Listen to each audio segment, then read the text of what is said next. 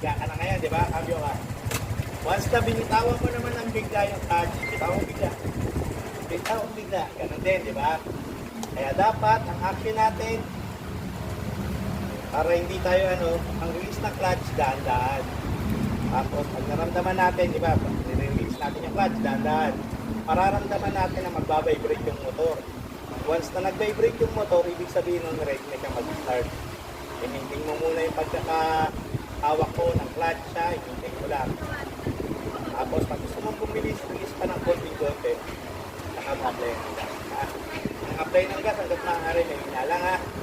I-neutral mo ulit. Sige, sige. Start. Okay, cambio. Bilis na clutch, dahan-dahan. Huwag mong bibigay lagi. Ulit. Sige, huwag mo lang yun. Cambio. Ito, dahan-dahan. Diba, nararamdaman mo, maandar na. Hintayin lang muna ng pagkakawak ng ganyan, ha? Hintayin mo ng gas konti, habang nanap-try mo na pa, ha?